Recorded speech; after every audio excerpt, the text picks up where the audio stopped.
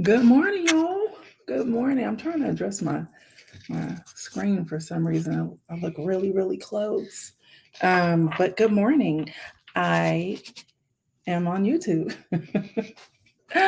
Welcome, everyone. Good morning. I am live on YouTube, and this is going to be our place where we are going to get in here and we are going to continue to have the conversations that we have.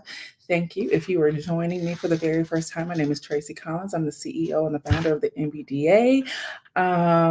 And welcome. This is where the NBDA, we teach and we scale Black doula businesses or BIPOC doula businesses to help mitigate the Black maternal death rate in this country. So thank you so much for joining. So today I want to talk about 3 steps for being an effective doula. I I number one want to hear from y'all. So make sure that you like, comment, and subscribe. Good morning, y'all. Make sure that you like, comment, and subscribe, please. I'm so happy that you guys are here. I know this is a change, but I warned y'all. I said I wasn't going to be going live anymore on YouTube that much because I just don't like the consistency or the inconsistency of Instagram and the forever changing rules. But here we can have more of a streamlined conversation, and you guys can go back and watch the content. So, yeah, let's talk about 3 ways of being an effective doula. And let me say this: when I got into this field 20 plus years ago, things have changed like any other industry does, any other field does, and as time progresses, things do change in this country as it pertains to birth. But YouTube is you can probably exactly it is. Oh, okay. See, y'all, it is old, and I've had this YouTube channel for a very long time, and I just never used it. That's what it is. So we're going to use it, and that's why we're here. But there's some things that I am noticing in this work, and you guys can please correct me if you are seeing something different. But I'm noticing that people are very inconsistent, but they want the benefits of being consistent, and please drop in the comments and let me know how long you have been in this field, if you are considering being in this field, and what your experiences have been like.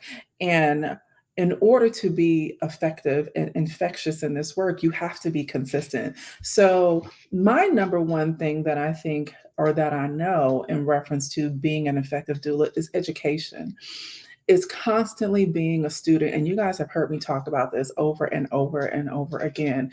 Constantly being a student of your craft, whatever that craft is. We will never know everything that there is to know. But it's always important that you are a sponge, because not only will you benefit from it, but also your clientele will. Your clientele will be able to benefit from you being effective in your work. So making sure that number one, that you are vetting who you are getting your information from and your education from. You want to make sure that you are getting them from great resources that are relevant to how you want to move in this world as a birthing professional. And you will hear me use terms like birthing professional more than you will doula, or you will hear me use them, simultaneously. And the reason why is because there are people who are not doulas, but also birthing professionals, meaning midwives. There are people who work with birthing bodies like massage therapists, prenatal massage therapists, acupuncturists, chiropractors. All of those different fields require a level of knowledge when it comes to birthing bodies, because in certain instances, in those cases, you will trigger something in somebody if you don't know what you're doing, and you will cause them to go into labor unnecessarily. Good morning, you guys. Good morning. I'm like, Tracie, where you at? I'm in YouTube. I'm on YouTube. But getting back to education is making sure that you are number one vetting who you are getting your information and your education from. What does that mean? Is this institution, is it longstanding? If not, what is the background? What level of consistency do they have? What level of impact do they have in your respective field or the direction that you are going into? Are they impactful? Are they making a difference? Are they, what is their peer-to-peer relationship? And when I mean peer-to-peer relationship, and I talk about this, so on, I do it from here to there. But when I've noticed in this work is that because there's a lot of hurt people in this field. So that's why I'm such a big advocate for peer-to-peer relationship, making sure that you are not burning any bridges, making sure that you are doing your fellow peers right.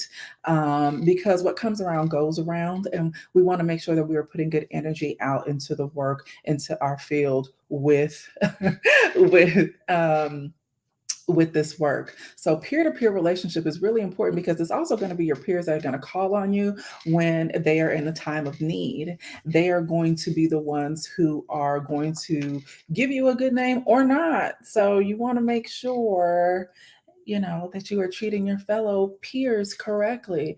I'm telling you, you were telling the truth. I'm an LPN. What's up, LPNs? I love nurses. Nurses are some of the most underrated profession that there is, and you guys do so much work. So, what's up? I did my training with Donna in 2020, and it was not good. Your trainings, from what I can see, are thorough. Oh, thank you. I wanted to take all of your classes. So if you're interested in taking all of our classes, we do have something called the NBDA Doula Business Academy, and it comes with business coaching as well. So I'll make sure to drop the link in there. Let me do that right now. Let me see if I could do that right now, really, really, really quick, because I don't want to get off track. And yeah, if you go to our trainings, you'll also be able, if you go to our website, which is blackdoulas.org, you'll be able to see that. Okay. So, just information and education that are consistent and that is thorough and that it comes from somebody who actually knows what they're talking about. No one could tell me what it was like being a Black birthing professional and a Black birthing body in America and be able to teach on that and be able to have experiences on both sides of the equation. No white person could do that. They could not teach me the experience and also teach me from a professional angle because they didn't have those lived experiences like I did. And seeing the industry change and elevate and transform, and then also tackle the Black maternal death rate in the evolution of birth work that I've experienced. So you're welcome. You're welcome. Yeah. Oh, okay. I'm ready. Oh, to save the Black women and Black family in Boston. So, and then your education also bleeds over into your connection. So, is your educator, how connected are they? What is their level of reach? What is their level of influence? I think connection is really important because for me, when I first started eons ago, the connection was essential to my level of number one, getting clients and my ability to learn and watch. And like I had a mentor, I had somebody who was unofficially a mentor, but your connection, are you in a collective? Are you putting your business out there that it can be found? I think that's extremely important. How and we never want to discount old school marketing. You guys hear me say this all the time. Old school marketing never goes out of style. It never goes out of style. That people, we are missing that interpersonal connection. Social media has dumbed us down to thinking that we can get all of the work and influence that we need out there in the atmosphere via social media, and you cannot. Not in this work, you can't, especially if you are trying to make connections with people who are birthing and people are birthing families. You have to put your feet to the ground. You have to also connect with other people who are servicing your like kind community, people who are people who are servicing other birthing bodies in your community. You want to make sure that you are the go-to person. I teach all the time, or I say all the time, that you have to be the one that they go to. You have to be the pillar in your community. So how are you putting things in place so that when people think of birth, they think of you? Or when people think of postpartum, they think of you. Or people, when they are breastfeeding or chest feeding, they think of you. You see where I'm going with this? Or people, if you're a bereavement doula, when people think of life transition, they go to you. If you are an abortion, stillbirth, and miscarriage, if that is your area of expertise, they think of you. So you want to make sure, like when people think of Black doula trainings, they think or BIPOC doula trainings, they think of the NBDA. They think of you. So you want to make sure that you are centering yourself as the go-to, as the plug. Point period blank. You want to be the plug. You want to be the plug. And the plug is just an information source. It is an accurate information source that allows you to get the information and the education that you need so you can there fly. But we also want to make sure that our information, that our connection, and that our education is going to better us. It is going to better our work. It is going to allow us to be scalable in our company. And then I am doing a fireside chat, and I dropped the link in the information below. But it's going to be a private, exclusive fireside chat. It is limited. I'm not going to have a whole bunch of people in the room. I'm not going to do that. But it's going to be a power, like 2 hours of a Q&A of, like, if you are feeling stuck, if you are feeling trouble, if you need some what do I do when, or how do I handle this, if this is the opportunity where you can get in there and you can get those questions answered so you can become that plug. How do you become that plug? And that's one thing that I don't care about. I share information because people who win share information. And it's really simple. I always side eye people when like, well, what's in it for me? What's in it for me? I was in the case, yes. Right, right. You're welcome. You want to be the plug. You want to be the plug, but you want to make sure that you are giving good information, that you are excellent in your work, and that you are maintaining excellent customer service. As we are human, we fall short, we make mistakes, but we get back in there, we correct them, we acknowledge them, and then that way our customers or our clients are satisfied to the best of your ability, are satisfied with the experience that they have with you. So this is also how you maintain great connection, because those are going to be your mouthpieces. Those are going to be the people who are going to refer you to others. Okay. So that's making sure that our information, our education, and our connection and our peer-to-peer relationship is good. We never want to burn bridges. You never know who knows whom. And you want to make sure that you are, how can I say this, y'all? Professional, polite, but not no pushover either. Okay. Does that make sense, y'all? Um, and this is the area that my third area that I've noticed that people are falling off is dedication. Have y'all noticed that? People are not dedicated because they are not seeing the response that they think that they should be getting. People are not dedicated, and I know there's a lot going on in the atmosphere right now. I do, I do, I do, I do, I do. There is a lot going on in the atmosphere right now, but people pay attention to consistency. And if you are not consistent, then they are not going to pay attention. If you are not committed and dedicated to whatever it is that you say you are doing in this work, they are going to move on. Hi, Karen. What are you doing up? It's like 7:15 over there.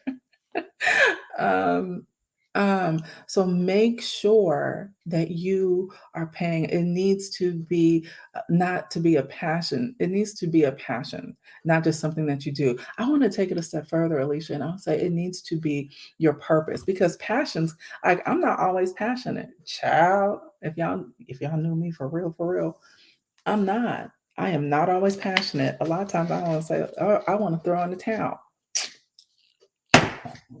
You know? I want to be like, yeah, no. Yeah, I'm not.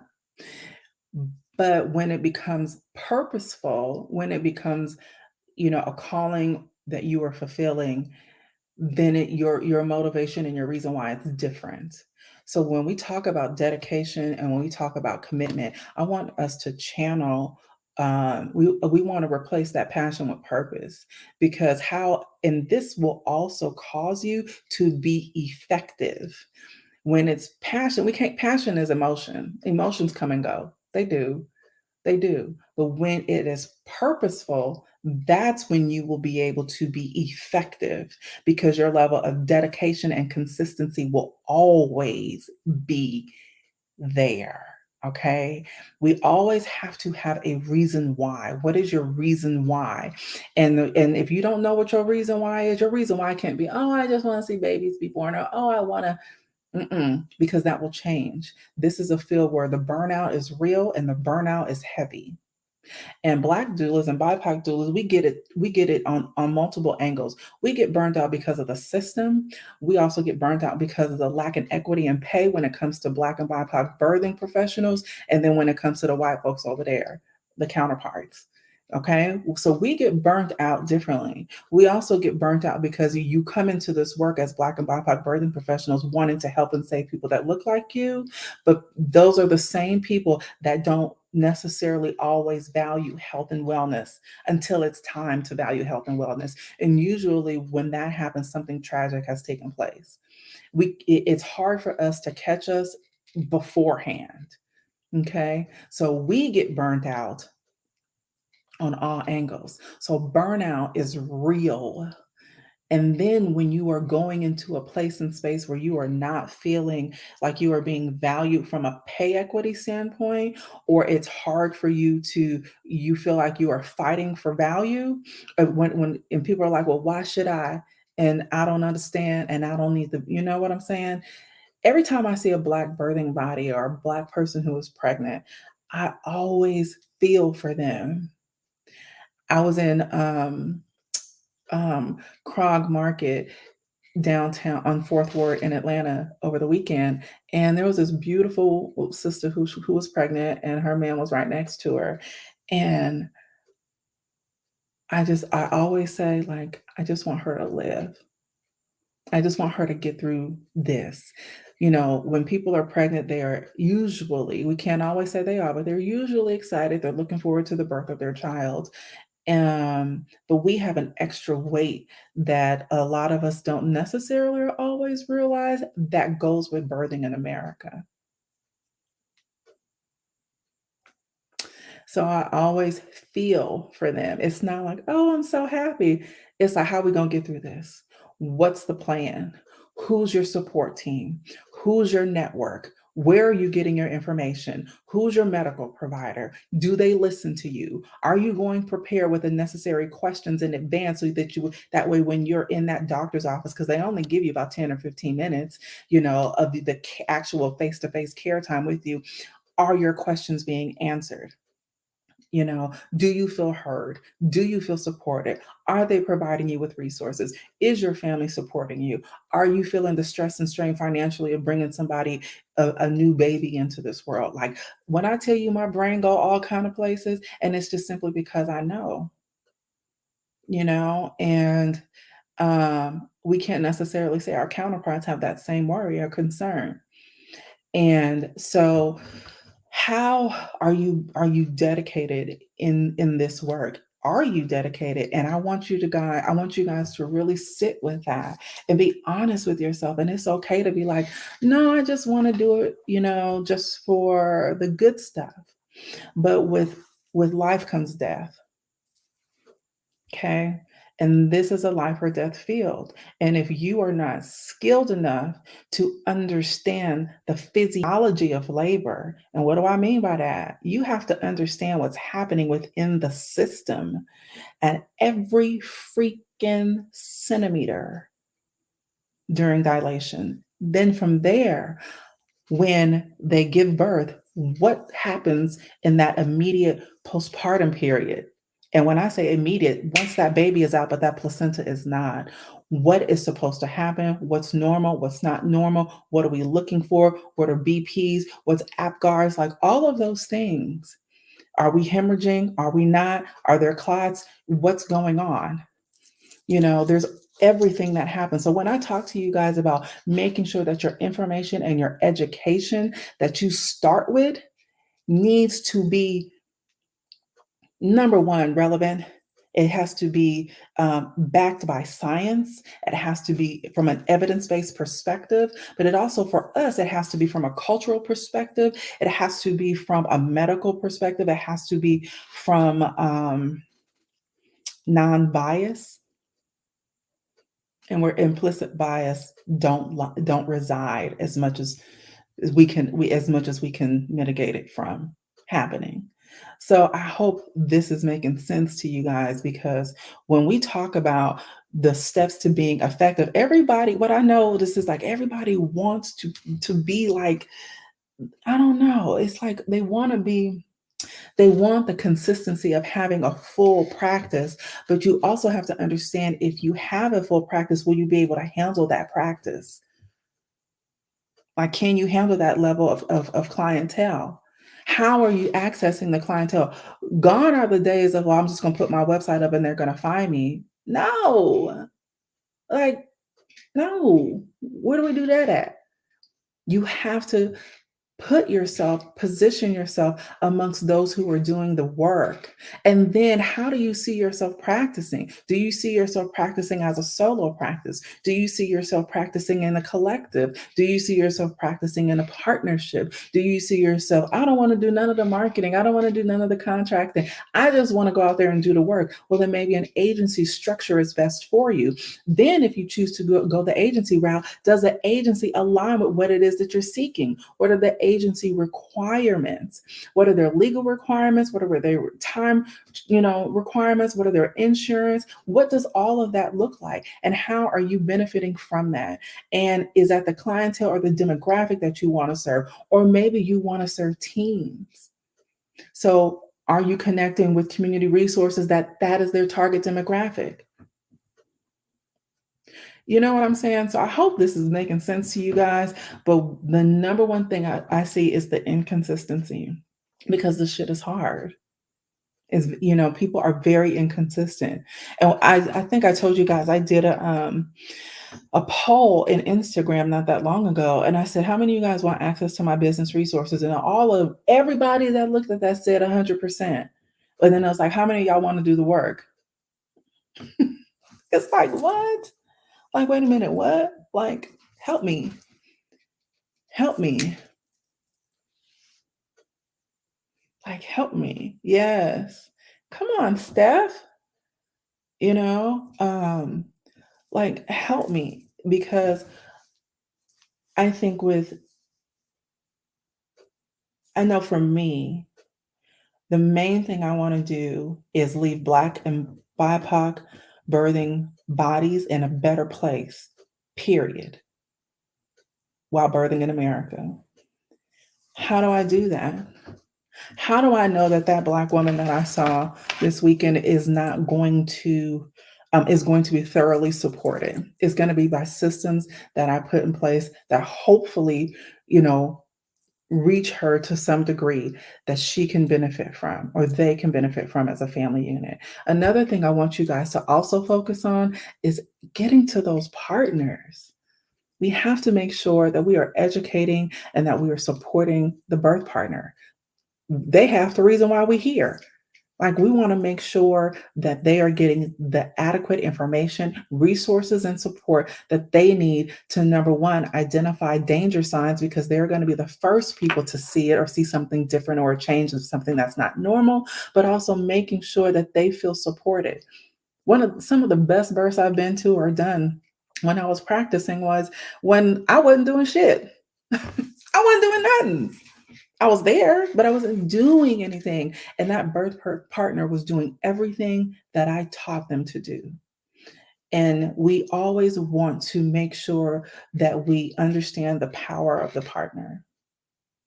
Okay. We want to put that power in their hands. We want them to feel empowered in doing so. And so when they feel empowered, the birthing person feels more, how can I say this, relief. They are more relaxed. they feel supported and loved, and that they can rely on their person.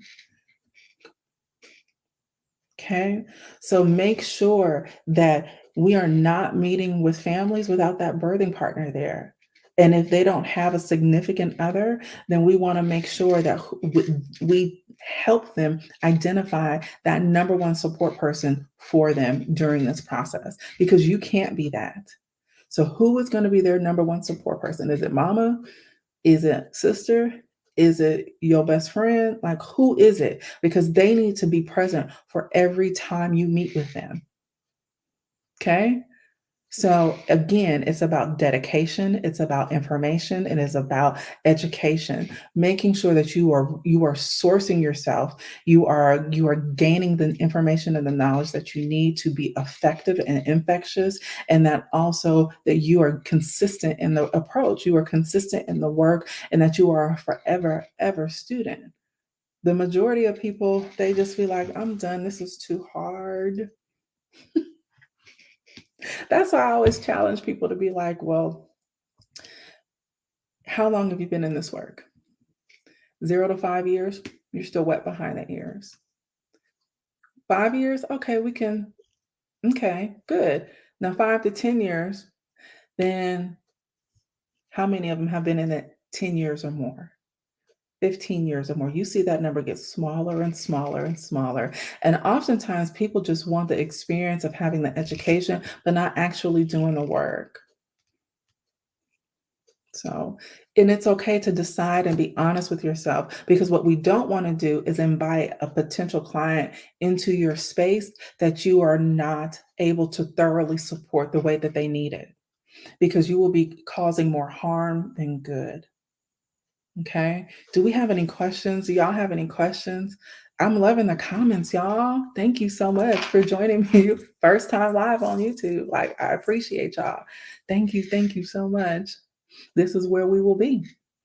This is what I'm gonna do my best to be as consistent as possible. Mondays at 10, 13 years. Yes, I started out as a CNA too. I did. I started out as a CNA, then I moved into doula work, then I moved into midwifery. I family of midwives back in Haiti. Love when I tell you I love Haitian people. I've never met a Haitian that I don't like. Baby, I love Haitian people, and I've been to Haiti and I love them. They have the most beautiful smiles. Um, Laying of hands of yes, yeah. So I unless there's questions, I'm not seeing any questions. I wanted to drop that information and that plug and that strategy for you guys, just making sure that you are being effective. Like, how are you being effective? You know, and I swear I wish I could meet with every Black doula too. I took my training 2 years ago and it's been the best decision. Thank you for everything. You're right. Hi, Kalisha. I taught you, didn't I? You trained with me, right? With me as the instructor. Um, I swear I wish I could meet with every Black doula like privately, so I could be like, how's it going? What do you need help with? What is your area that you're having like successes? What are your areas that you're having challenges in? How can I help you make it better? Like that, I swear, if I had the time on the earth and the energy, that is what I would do. But if you guys want to join the virtual fireside chat with me, the information is in the description. It is happening, I think. You guys click on the link. It's like the middle of this month sometime, and it's on a weekday in the evening. And if you are a member of the NBDA, you do get 10% off. So if you sign up, we will credit you back 10%. But because that's what I'm going to do, I'm going to get in there and I want to help. It's like, how can I help make sure that we are winning? And what that does is, you know how many lives will be saved? Yeah. Yes, ma'am, twice. I knew it, Kalisha. I'm so glad. LPN, a massage therapist, is getting out. Good. Any advice?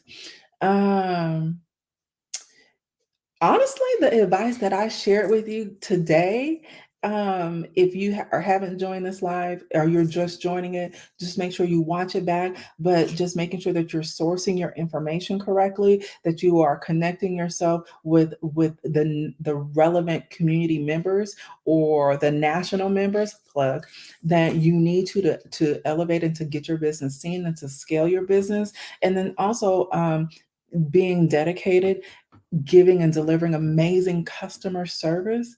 Like, customer service is a lost art. How many times you guys go somewhere and was treated like shit because you were a customer, you were a paying customer and was treated like shit? We all have had those experiences. Don't let that be you. Don't let that be you. Make sure that you are responding to emails in a timely fashion, whatever your time frame is, if it's 24, 48, or 72 hours, that you reply. If you mess up or if you fall short, acknowledge it. Say, oh, my apologies, our apologies. It was not our intent. Please forgive us. How can we help you? How can we support you? How can I help you? How can I support you? If you are not that right practitioner for those people who are seeking your services, make sure that you have a professional Rolodex of people who are in your geographic region or your circle or your sphere of influence that you can direct them to, because you never can be or never want to be everything for everybody. You don't. That's not your wheelhouse. You want to be really good at something and then surround yourself by other people who you can refer to. And that makes you just look even better or be an even better plug. I talked about being a plug. You have to be the plug. Okay. I'm a year and a half into my doula work, guys. Like a sponge. I want to learn everything I can. Love what I do, midwifery and owning the Black Birth Center. Yeah, and the Midwest is a goal. That Midwest population for Black birthing professionals is school chat, because we are putting systems in place, or we're trying to put systems in place to fill that middle America gap. Because don't think that there aren't Black and BIPOC birthing people there, because there are, but it's just like the birthing professionals are scarce, child. So we are doing the same thing. So is it Ebonink? Congratulations to you. You have to know your strengths and weaknesses. Absolutely. I'm you know what, I'm really good at writing. I'm really good at writing. So like, my executive assistant, she'll like certain emails, she'll like run by me because it needs I have to get in there and do that for her. But I'm also, my weaknesses, you guys, you will be surprised. You will be surprised what one of my weaknesses is. Not my personality, it's my mouth. My weakness is my mouth. That, and because people will also try to push over you because they will mistake your niceness or your level of being cordial for weakness. And my weakness is actually my mouth. It will be like, I'm gonna get you together, and the way I get you together, it's not gonna feel good to you, but trust and believe I'm gonna be absolutely 100% correct. So because I know that about myself, it's always best that I just kind of, because that does not need to live in business. So that's my weakness. Yeah. Uh, that I do. I know is my weakness. You know what used to be my, oh my God, y'all, I gotta get my eyelashes done. And that's why I'm dressed. I got on leggings, and I'm about to hit it, y'all, after this. Cause I gotta get my eyelashes done. But what used to be my weakness, you guys, is business. And I had to take the bull by the horn. And I mean business from a personal level and a professional and a professional level. But I absorbed information quickly. And what I did was I took my weakness and I turned it into my strength, and I took the bull by the horns. I was like, no, we're gonna get this shit and we're gonna get it good. And we're gonna get it so damn good that we're gonna end up passing it on to others so they don't make the same mistake I did. If I can keep y'all from making mistakes, trust me, that is exactly what I'm gonna do. Why waste time when you don't have to? Don't try and reinvent the wheel. Somebody's already done that. So since that's already been done, just follow the footsteps, follow the yellow brick road. Yeah. So absolutely, absolutely, making sure that you understand your strengths and your weaknesses, and honestly, turn your weaknesses into strengths. It's not gonna feel good. It's like everything can be, equated to me in my brain to birth. It's like, okay, in order to get to this goal of having a baby, I have to go through the growth process. I have to go through the laboring process. Okay, but what is the end goal? So making sure that you understand your end goal, so turn those weaknesses into strengths. If you feel, why is Amex calling me? But if you feel that you are not good or don't know a lot of people in your community, or if you feel that, you know, you want to be the stronger plug or then get out there and put yourself out there, making sure that you are aligning yourself with, for me, it was because my success, I will never ever say, and I don't even, you know what, y'all, and also let me just talk about that word success. I hate that word. Let's talk about that. Okay, I can't stay on long, but let's talk about success. Define success for yourself, and define success for yourself. Society's definition of success does not have to be yours, because for me, it's not mine.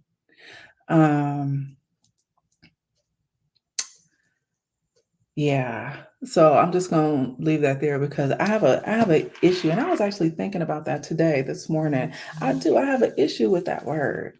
I have an issue not with the word itself, but the meaning behind the word, and how and people's perspective about the word success. And the best way that I can equate it to is Bob Marley's last words that he said to his sons. He said, money doesn't buy you life. So for me, success is freedom. Like my success, or when people say, Tracie, you're successful, I'm like, well, what the fuck is your definition of success? Because my definition of success is being free. Then you have to get into, what does freedom look like for you? You know, what does that look like for you? So as you are moving in whatever it is, the purpose that you are trying to move in, whatever your calling is it ultimately your goal in life? Is it leading you towards your personal definition of success? Yeah, I love Bob. So I just want to leave y'all with that. But I am going to go because I got to leave here in a few minutes. But thank you guys so much for joining me. I hope this was helpful. If you guys want to join the Fireside chat with me, the link is in the bio, in the description. Make sure you like, comment, and subscribe to our channel. And also make sure that when you come, should you come to the Fireside chat with me, please come with your questions. Please come with what is causing the issue. What's the problem? Where do you want the change to occur? So those are, if you can do some homework before then, because those are the things that I'm going to ask you. Come with your pen and your paper ready, because we're going to get in there and we're going to help dissect it, because the more people out there who are doing it the way it should be done, and you are not exhausting all of your efforts, then that means I've done my job. All right. Thank you, Steph. Thank you, Karen. Thank you, Ebonique. Thank you, Kalisha. Thank you guys so, so much. Thank you, Alicia, and anybody else who joined in that did not comment. I appreciate you guys so much. You guys will always see a notification or get a notification up from when I go live. Usually I like to go live on Monday mornings at around this time at 10 o'clock. But I'll do a good job, making sure that the information is and the link is available so you guys can join, and then also make sure you like, comment, and subscribe. All right. Thank y'all. I will see y'all later. Have a great week, and just be the best that you can for you first. All right. Bye.